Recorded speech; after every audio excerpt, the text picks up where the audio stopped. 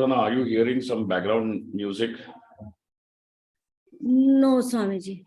नहीं ना, ठीक है, क्योंकि जोर से माइक चल रहा है in the neighborhood. That's why. ठीक है, let's go ahead.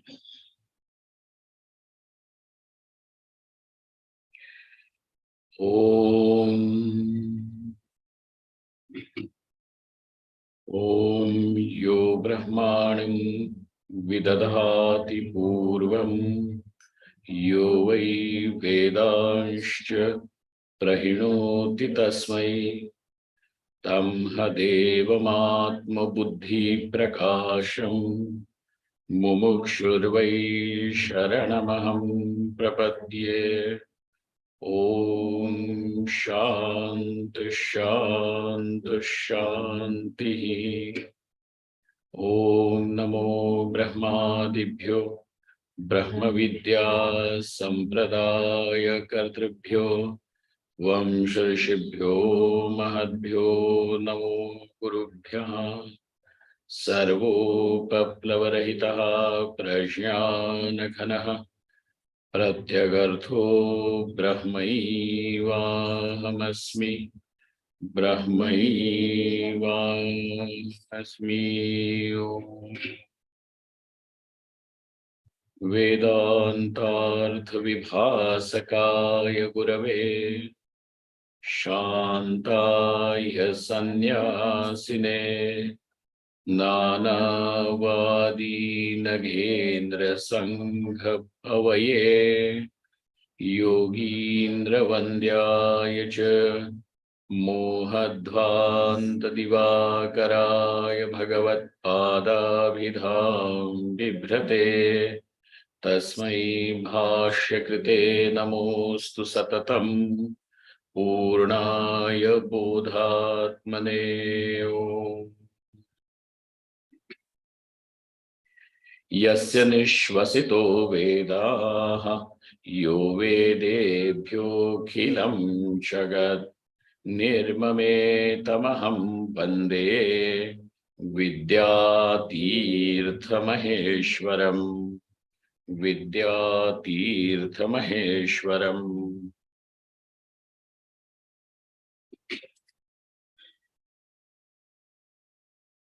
In the sequence of giving the Pramanam, meaning Jivanmukti, to establish Jivanmukti through the Pramanams. Now, Vidyaratnya Swami has started the Bhagavad Gita, in which the second chapter, which spoke about the Sthita Prajna, is exactly the matching the Lakshanas of Jivanmukti.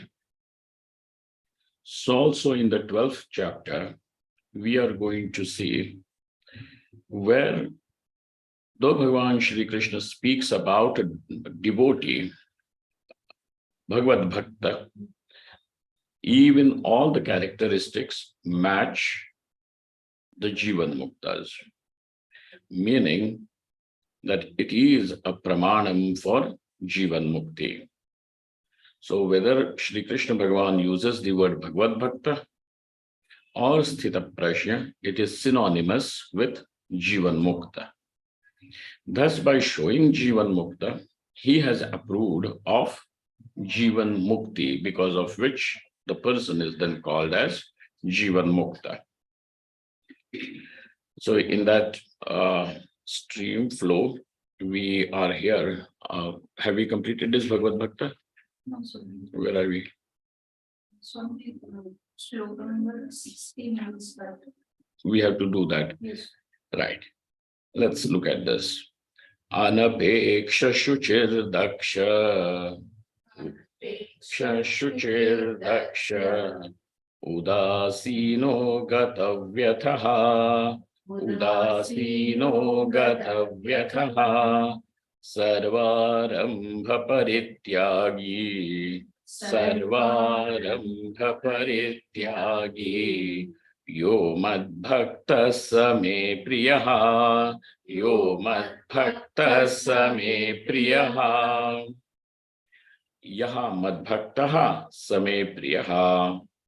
Now, obviously, because the word bhakta comes as a devotee, so Bhagavan Shri Krishna says, such a devotee is dear to me. Now, what is that devotion because of which he becomes the person is then called as a devotee? Anapekshaha. Anapeksha means the one who does not have any expectations. And then for us, we have expectations at every moment. And the expectation is that something good should come in the next moment. So obviously, we are declaring at this moment, I am not fulfilled, I'm not happy, and therefore there is a possibility of me becoming more happy in the moment which yet has to arrive. And therefore, that is an expectation where the happiness, joy, peace seems to be invested somewhere in the future, whether it is an immediate future or a very remote future, does not matter. It seems to be elsewhere. So how is this Bhagavad Bhakta anapeksha? What makes him free from expectation that he is so disappointed that nothing good can ever happen? So is he that depressing picture? So he says no, because he has discovered joy, happiness as not something other than himself, which has to come later on as a result of some action or some activity. But this happiness being his own nature, anantam, so anapekshaha, he doesn't have to expect. It is very much the meaning of happiness for him is his own being. It is not invested in an apple or a grape or a mango or stri, putra, dhanadi. It is he himself. That is the meaning of the word aham for him. Anapekshaha, shuchihi. Shuchi means pavitra. This concept of sanctity is missing in many places, in different cultures. Shuchihi, pavitra.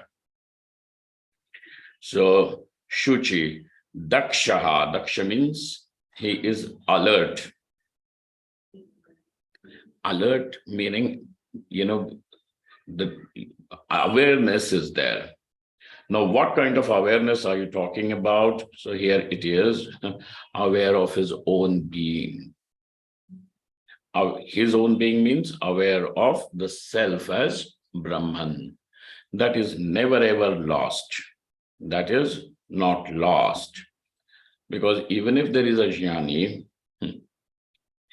due to his involvement with the world, for a moment, there may, because every transaction demands that there is pramata and prameya vyavahara, that every transaction will demand the presence of duality. And in that, when that duality, though is falsified for the jnani, yet sometimes it may cloud, but that does not happen, and therefore he is called as daksha over here. When this does not happen, he is daksha. Udasinaha. Udasina means he who is seated above, not involved. He watches everything but does not get involved. So udasinaha, there is no necessity. It is not necessary that we have to participate. One has to participate in everything that is happening. It is not even necessary that we have to express our opinion about everything around us. We may think that our opinion is so valued and so important that we have to give it. But it is, most of the time, it is not really that valid. And not only that, our own opinions also may change.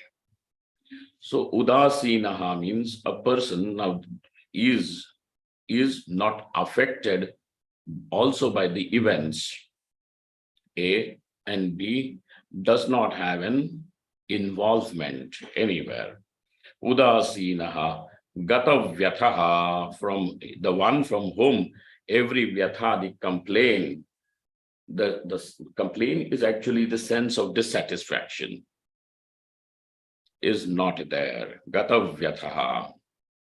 And that's why there may have been various occasions in his own life where he must have been pratarit. Pratarit means he must have been chastised by people or, dishonored by people. But no, it does not carry any mark, any stain on him. So gata vyathaha sarvarambha parityagi. The word arambha, though, is indicative of every action because it begins.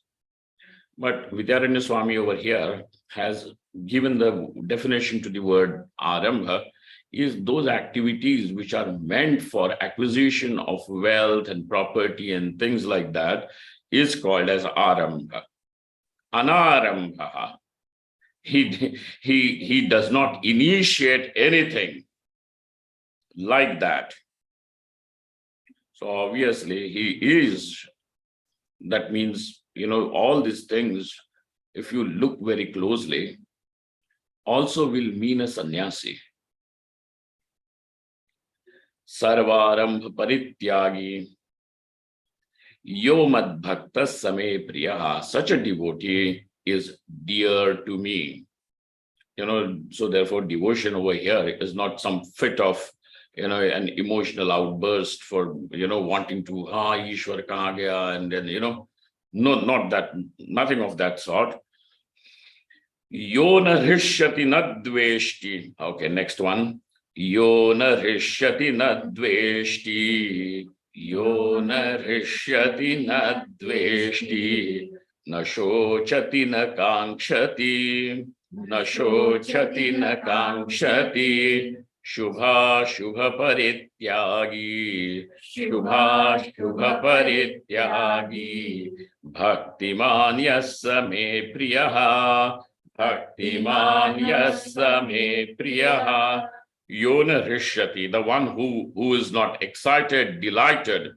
Oh, which means that is that person really, how is he all the time with us, with us, long face? No, yona rishyati. Because harsha also means excitement. And wherever there is an extreme, just as a pendulum will oscillate. So there is no oscillation. There are no swings, mood swings in him. These are the various lingas, indications of a bhakta, though he is saying, but this bhakta over here is a Jivanmukta. Yona Rishyati. So also he doesn't have anybody made or anything made as a target of his dislike, of his hatred. So he doesn't hate. Yona rishyati na dveshti, na shochati. Shochati means he doesn't become sad. He doesn't grieve over anything. Na shochati. Generally, we have certain regrets. No regrets. Regret means we have already seen that the regret vritti is a tamasi vritti. Hi, chala gaya, I have just missed the bus. But you crying over, lamenting over the spilt milk is not going to do anything. It is not even a way of like a prayashchitta, a damage control. So those people who have this, the regret, which is, looked upon as some sort of a spiritual practice in different cultures, but to me, what is it going to really do? Hi. Now, is it really going to change your any future actions? Then perhaps it may be of some little use. But had you to have that, this is wrong, this is right, and I should do this, I should not do that. At the time, at the moment when the action had to be executed, it could have changed the very course of your action. But over here, it is of no use. That kind of a lamentation. There is a particular word that they use. What is that called? Procrastination. No.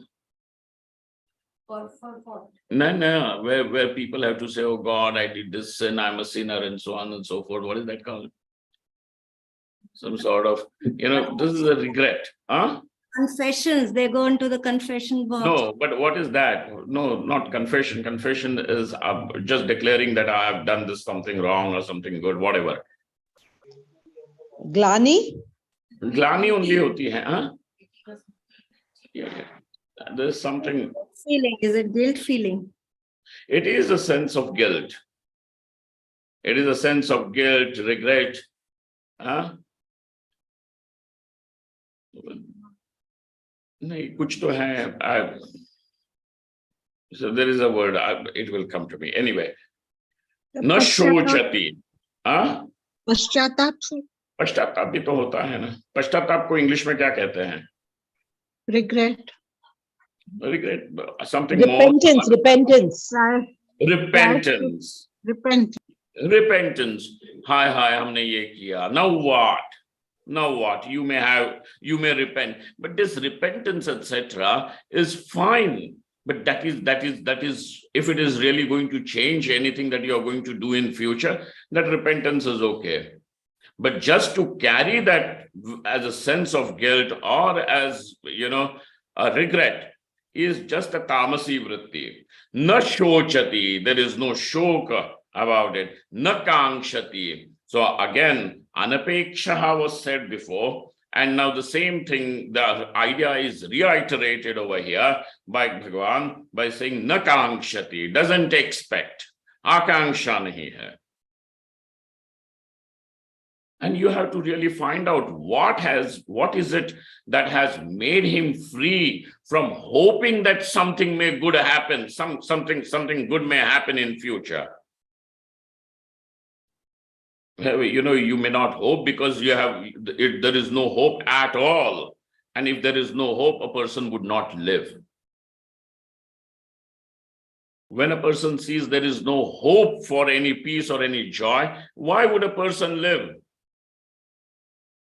Person lives only even with that bleak idea, bleak hope that there is a hope for some happiness for me. If it is not there, a person would not live. Anandena jivanti. Even that idea, concept of some happiness may also keep the person alive. But if there is no hope at all, the person may stop living. But here it is said he doesn't hope for any happiness in future. And yet he's still living. So what is it? Because for him, happiness is not something that has to be discovered, found, had, experienced in future. It is synonymous with his own being. Aham means anandam. Shubha parityagi, and he is the one who has given up Shubha and Ashubha. Shubha means dharma and Ashubha means adharma, papa karma. Obviously, papa karma is already given up. The very idea of dharma is there because that adharma has to be given up. What is dharma ka nivartya kya hai? What is it that is negated by dharma? Adharma only. So adharma is given up. Now what is the dharma for? What is that dharma for? It is then that dharma is, when there is no pravritti, no inclination for adharma, dharma can mean only meant for antakarana shuddhi. And with the Shuddha Antakaranam, when Paramatma is realized, Now even that dharma is also of no use. And therefore, sarva dharman parityajya. So sannyasa is meant where all adharma is already given up by doing the anushtanam of dharma, that is grastha ashrama and all other ashramas. And then after, even that also is given up, because now there is only one pursuit, and pursuit for knowledge. Therefore, shubha shubha parityagi. So look at that.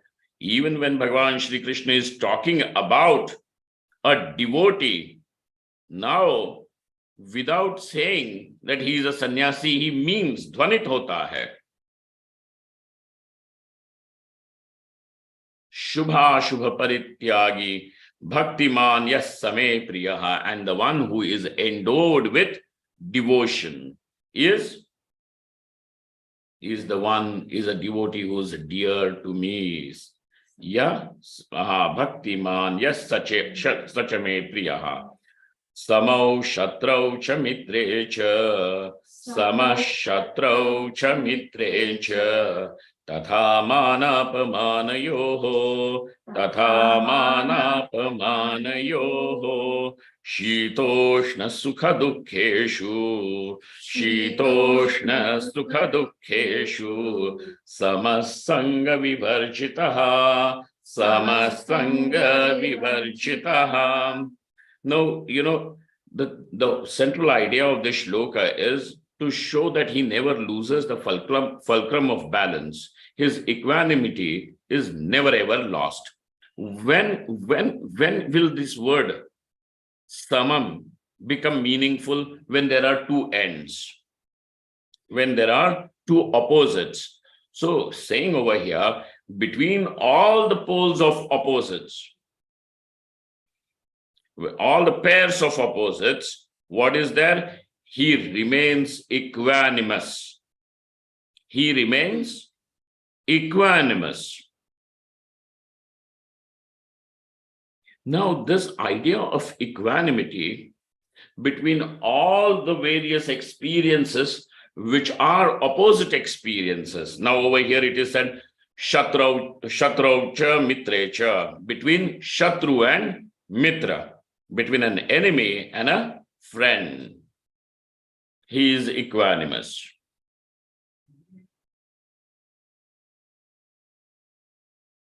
Between manapamanayoho, somebody honors you and somebody humiliates you. That humiliation, dishonor, between these two, he is equanimous. Otherwise, those who are nice to me, I will also be nice to them. And those who are not, I will be,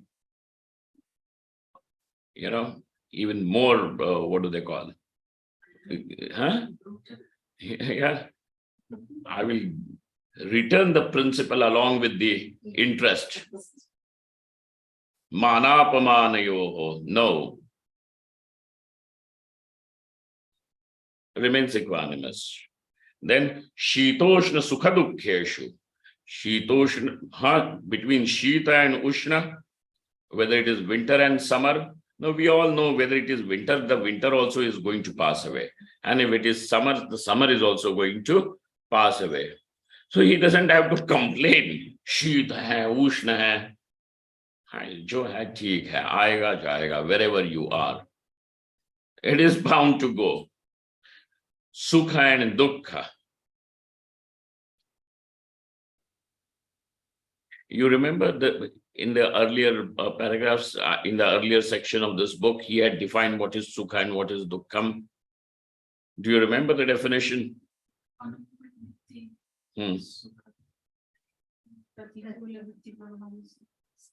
Pratikula vritti. Okay. So sukha and dukkha, and the occasions of joy and sorrow, he is samaha and sanga vivarchitaha, without any attachment to anyone or anything. Now, Vidyaranya Swami had given us a key to understand this samatvam in the very beginning of this Bhakta Lakshanas.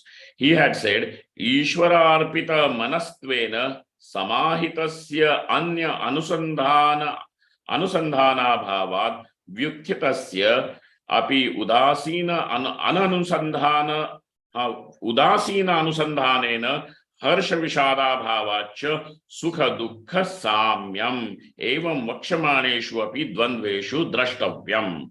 So the first thing about this vakshamaneshu, whatever is going to be said further, all these dvandvas meaning the pairs of opposites, his remaining equanimous is this is the thing to be understood, that if he is in samadhi, Ishvara arpita manastvena. For him, the meaning of Ishvara is not some paroksha vastu. Ishvara is aparoksha. And so therefore, Ishvara arpita manastvena, the mind is totally dedicated, offered to Ishvara. Samahitasya. Samahitasya means the one who is collected. Collected meaning what? Absorbed in samadhi. Absorbed in samadhi. Samahitasya. Anya anusandhana bhavat. Now there is nothing that he remembers or contemplates which is other than the self. Anya. Anusandhana bhava, there is anusandhana bhava. Anusandhana bhava, abhava of what? Absence of what? Absence of anusandhana. But absence of anusandhana of what? Anya anusandhana bhavat.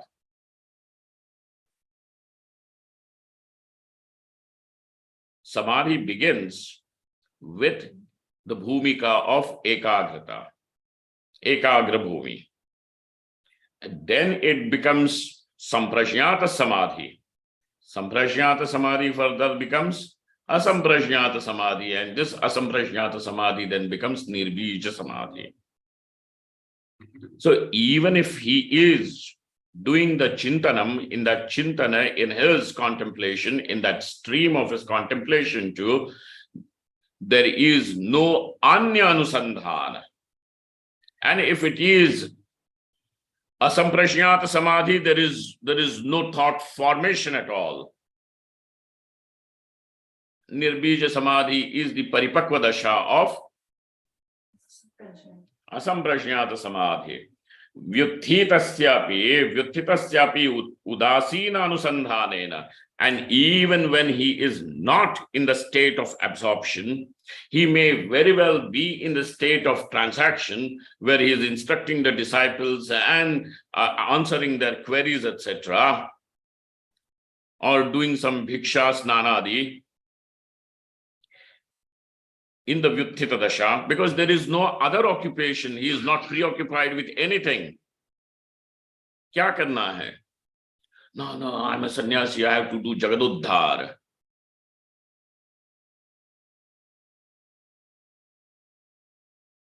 Koi zarurat nahi hai. So, vyutthitasyapi, even when he is not in the state of absorption, but he is in a state of transaction with the world, what happens? Udasina anusandhanena. So obviously he remembers this is this person, this is that person, and he's talking to me. Not that he comes out of samadhi and now, who are you? It doesn't happen. So there is anusandhana. Anusandhana means there is smriti. But how is that anusandhana? Udasina. Remains unaffected. Udasina, seated above. Remember, this is a very beautiful word. Generally in our common parlance, we use this word udasina means somebody who is, in a depressed state. No, not in depression. Udasina means who's seated above. In fact, there is one udasina sampradaya. There is one sampradaya meaning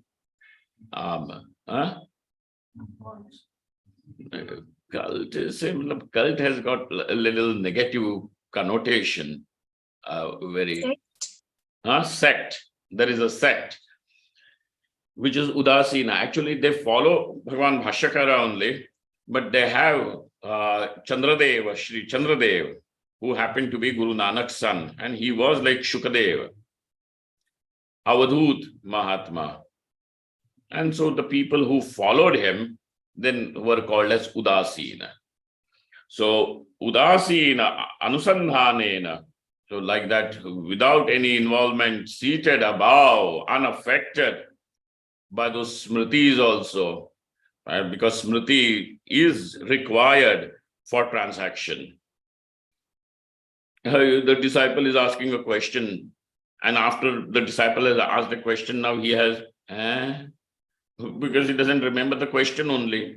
कौन पूछ रहा है, क्या पूछा है, ऐसे नहीं. अनुसंधान होता है, स्मृति is there, but it is उदासीन अनुसंधान, हर्ष विषादा भावाद, and as a result of that udasina anusandhana, what happens? There is harsha vishada bhava. There is absence of excitement or falling into depression. Grief, vishada means grief. Harsha vishada bhava cha sukha dukkha samyam. This is what leads. So there, because of the samadhi avastha, obviously the samyam is maintained. And even in the transactional state, vyuthita dasha, the samya, the samatvam is maintained. How is that? Why is that maintained? Because of udasina vritti. Udasina anusandhana. That leads to harsha vishada bhava, and therefore, the countenance always remains shining, lustrous. Is not that what is said about Bhagwan Ram? That when he was offered the, kingdom by his father, making him the heir apparent, nothing, there was no, the expressions of the joy on his face did not become the expression of excitement. His face, there was that peaceful countenance even when the news was broken to him. And then he goes to see his father the morning that he is going to be coronated. He discovers that his father is in a state of, terrible grief, because, Kaikeyi wants Rama to leave and leave Ayodhya, relinquish his coronation and go into an exile. For what? Exile is a punishment. Punishing for what? What crime has he done that he is being sent away? And yet, with such a terrible thing also, the peaceful countenance did not change into anything sad or it did not become a grieving expression. No, nothing. It still was the same peaceful, joyful expression. It does not change. So harsha vishada bhavad. So this is the reason, because of samadhi, the samatvam is maintained, and because of udasina vritti, samatvam is maintained. This is what is to be understood, and this has to be applied in every case where the pairs of opposites are mentioned and where his equanimity is shown. So wherever this equanimity, even in the Bhagavad Bhakta, is being shown, is because of his samadhi and udasina anusandhana. Okay, this becomes the mark of a Jivanmukta, and which is then available in Bhagavad Bhakta.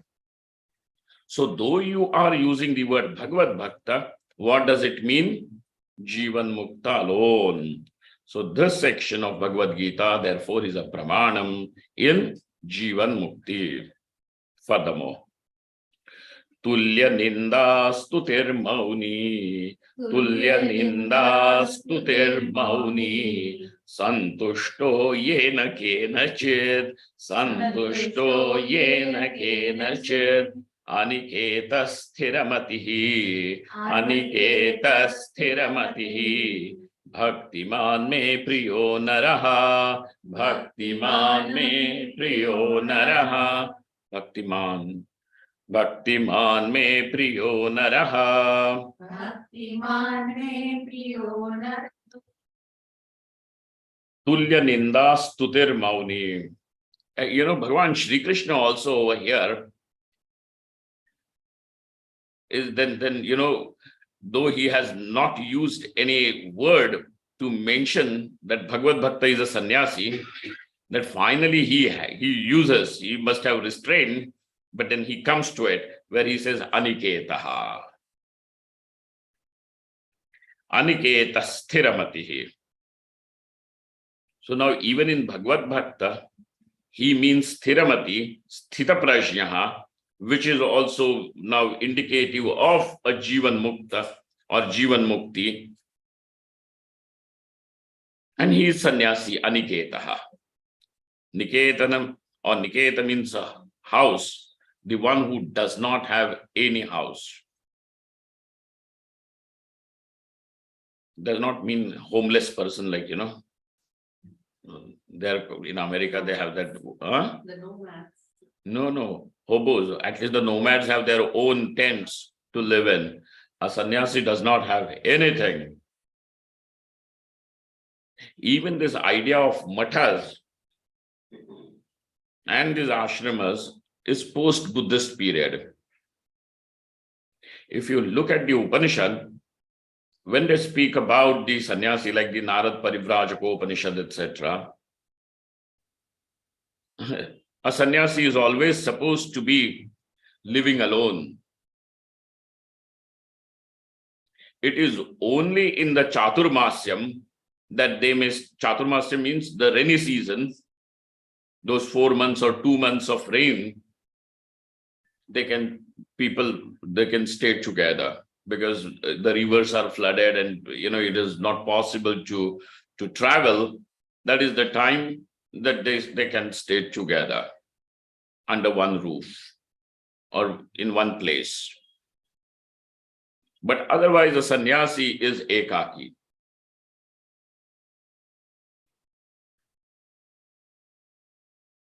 Alone. Not with a paraphernalia or not with a group.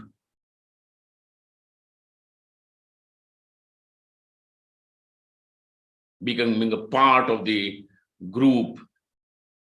No. Buddha introduced this idea of Sangha, where then he said that it can become like a commune.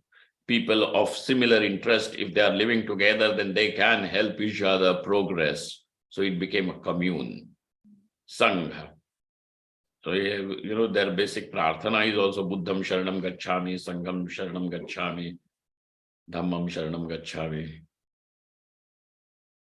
Sangha becomes Sangha of the sannyasis, flock, a group of sannyasis, then is the idea which is post-Buddhist period.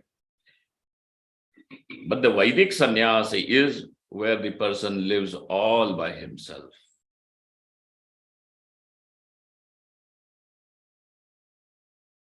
He may live and serve the teacher because Shravanam is happening. Tatparya Nishchaya has to take place, and that's why he's doing the Shravanam, where he can serve the teacher. But otherwise, he is ekaki, parivrajaka, not even staying in one place.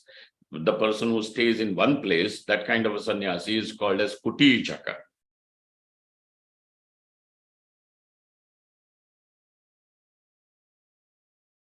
Hamsa and Paramahamsa sannyasis they wander about, parivrajakas.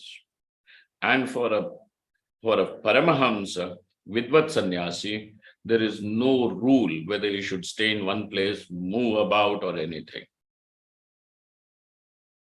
We had seen such great people, Vamdevji from Vrindavan, etc. In his younger days, he would move around.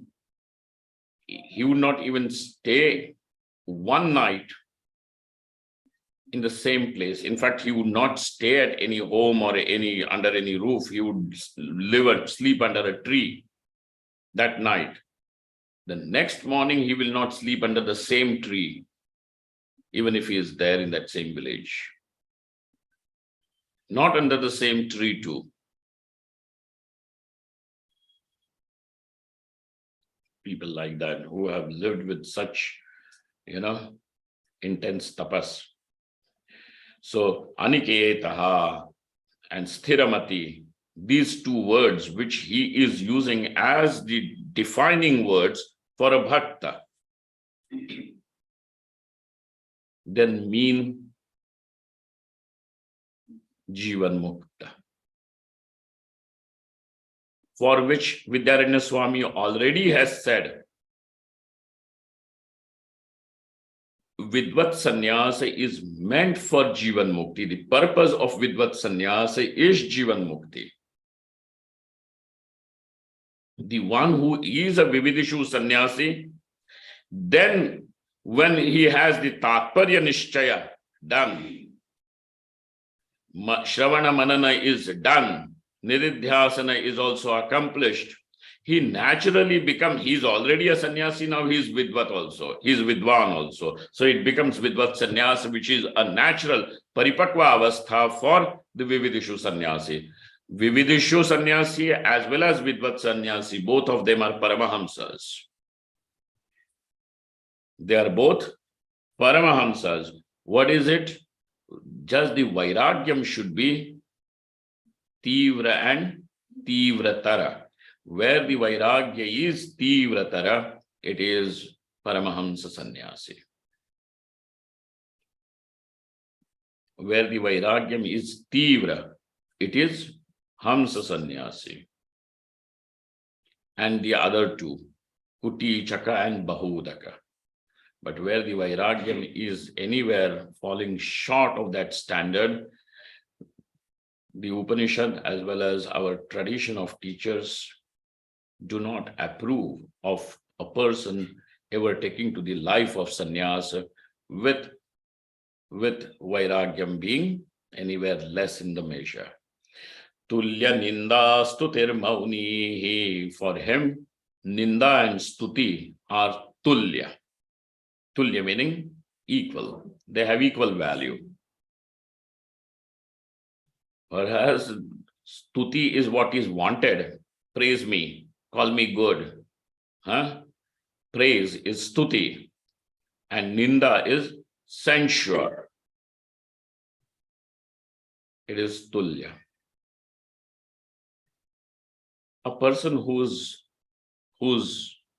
does not have the spiritual understanding at all, for him, Stuti is wanted. Because he says that Stuti is encouragement, we need to have it. Stuti is wanted, praise is wanted.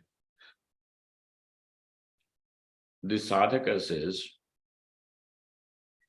Ninda, because that will any which ways burn away my papa. Another thing about this Ninda is that somebody is taking pain to show me the area where I need to improve. If that Ninda is, something that is really showing you something that you are lacking, then that Ninda is, he says, very good. That is what I really wanted. Somebody is doing at his own expense. Because by doing that Ninda, he is also incurring papa. And he is ready to take the papa in order to improve me. Then, he is doing my upkara. He is helping me. So this is the vision of a sadhaka. So he approves of Ninda. A common person, only Stuti. A sadhaka says, well, Ninda is also required, it is good. Please. It will, if it is Mithya Ninda, if that kind of criticism is mithya, is false, he says it doesn't affect me. And if it has got some little value, then I will improve in those areas where I'm required to improve myself. So Ninda is okay, Ninda is fine by me. But the Jnani over here, the Sthita Prajna or the Bhakta over here, he says is Tulya. Does not matter at all. Whether it is Stuti or whether it is Ninda, they are of no value. Because whether the Stuti or Ninda, they cannot define what I am. So your words of Stuti, of honor, or of humiliation, they do not define me anywhere. So tulya ninda stutihi. Mauni, this word mauni means, generally it is understood that mauni means a person who does not speak or respond verbally, is mauni. But also it also means that he is absorbed in contemplation. The one who is absorbed in contemplation is called as muni, because he has got that, this is his maunam. Maunam is not,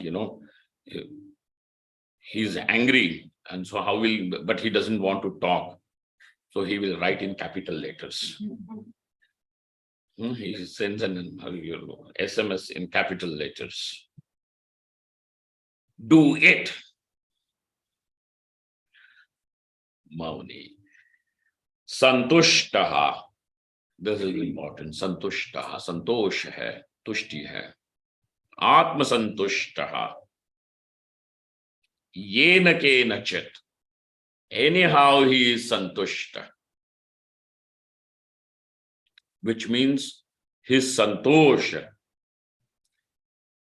his contentment cannot be disturbed, cannot be, taken away, snatched away by anything. Yena kenachit. Aniketa sthiramatihi. Aniketa sthiramatihi. Aniketa means he who does not have a house of his own, nothing, rented. Nothing. Aniketa. Sthiramati. Sthita prajnaha. Bhaktiman me priyo naraha. This is the one who's dear to me. Such a bhakta, Bhagwan is also going to say, is jnani bhakta, because that jnanam is then the form of bhakti. Atrapi purvavad vishesho vartikakaraihi darshitaha. Just as in the earlier section, he had shown us the Shreyo Margakara's opinion. So Shreyo Marga was a text which predated Vidyaranya Swami. So over there, that Shreya Margakar said that whatever are the qualities that are seen as the indications of Sthita Prajna are natural to him. He doesn't have to practice that. It is natural for him. But in case of a sadhaka, in case of a seeker, these are the qualities, these are the virtues, noble values that he should practice. So he has to put in an effort for all this. But in case of the Sthita Prajna, they are natural. His responses are naturally like this. He can't be otherwise. This is the prakriti of jnani. Wherein Bhagavad Gita it is said, Sadrusham cheshtate swasyaha prakriter jnanavan api. The jnani also responds to the world according to his prakriti.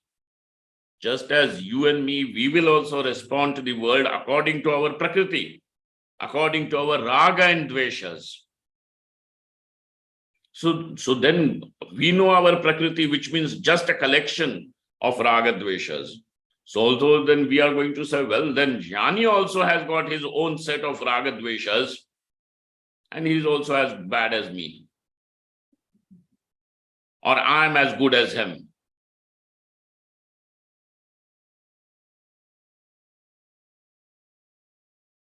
The thing is, sadrusham cheshtate swasyaha prakritehe jnanavanapi. Swasyaha prakritehe sadrusham jnanavanapi cheshtate. Then what is the prakriti of jnani? This is the prakriti of the jnani. So his responses to the world are naturally like this. He doesn't have to put in an effort. We may have to pretend for some time. The Americans say, right? Fake till you make. Take it till you make it.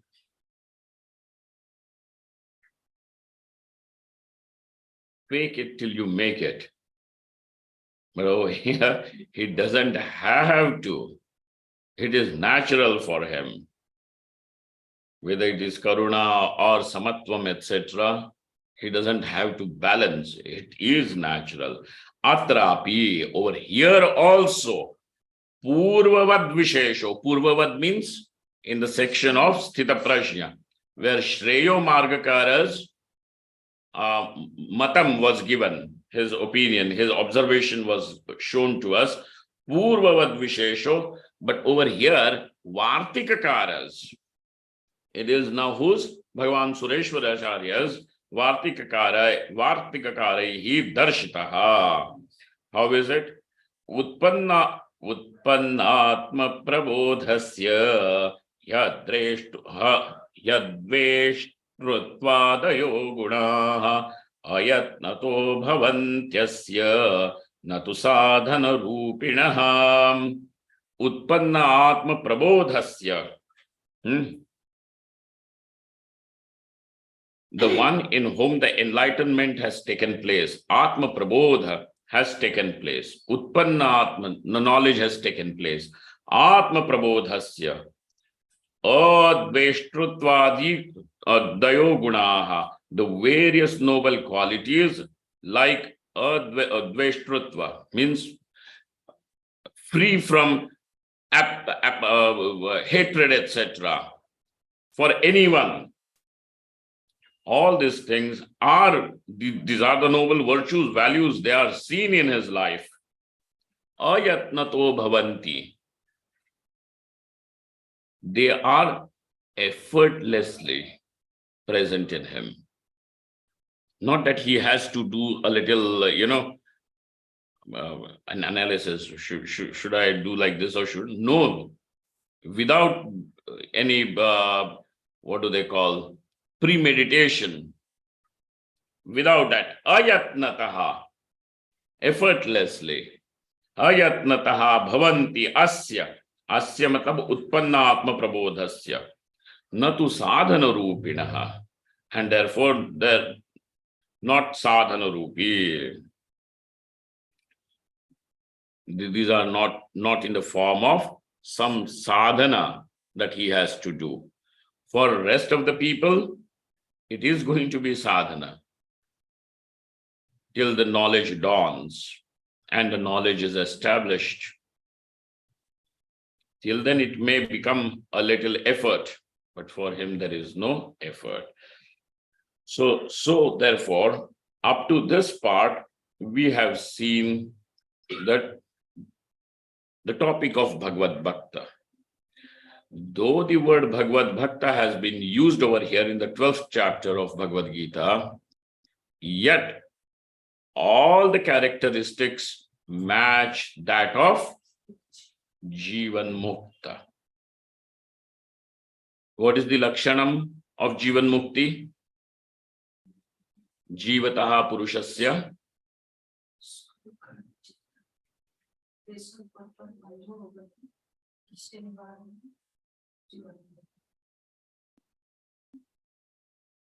Jivataha Purushasya, the person who's alive. What happens over there? Sukha Dukkha Kartritvadayo Chitta Vrittayaha Klesha Rupatvat Bandho Bhavati. Kartritvam, Bhoktritvam, Sukha, Dukkha, all these things, all these various cognitions of the mind, modifications of the mind, they are bandha. Why are they bandha? Why are they called as a bondage? Because they inevitably create afflictions, klesha. Klesha rupatvat bandho bhavati. Then tasya nivaranam. Freedom from this bondage is called as Jivanmukti. It is Shanti. Freedom from all these afflictions. It is not, praising the Kartritvam and Bhoktritvam. Even Sukha and Dukkha also become an affliction.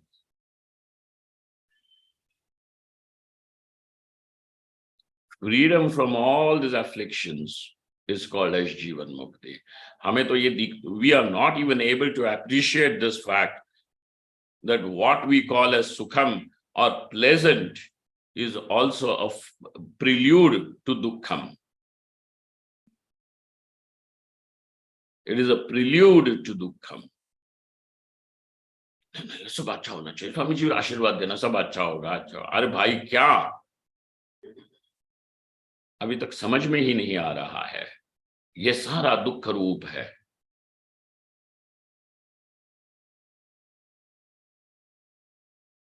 That's why there is a demand for pleasant.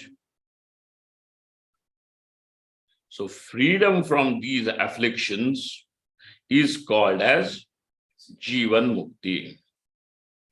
And is this not common theme which is seen whether you call him a Sthita Prajna or whether you call him a Bhagavad Bhakta? There is freedom from affliction. He is not afflicted. And that's why even this Bhagavad Bhakti which Sri Krishna is talking about is what? Is Jivanmukti. And in that Jivanmukti, the knowledge, Utpannatma Prabodhasya, the one in whom this knowledge has taken place, for him this is natural. This is going to be natural. And where the knowledge has taken place, but this is not natural, or you see anything else, he could be a Paroksha Jnani or a Dridha Jnani. And therefore now there is that difference between that even the person who is enlightened. Okay.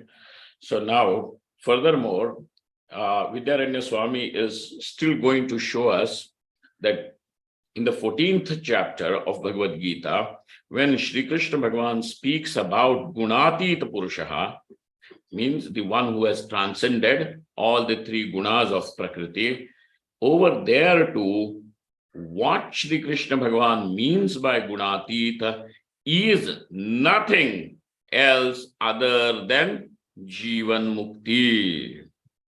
Or Gunati Tattvam is Jivan Mukti, otherwise the Gunatita is Jivan Muktaha. So when he's talking about Jivan Mukta, does he not mean there is Jivan Mukti?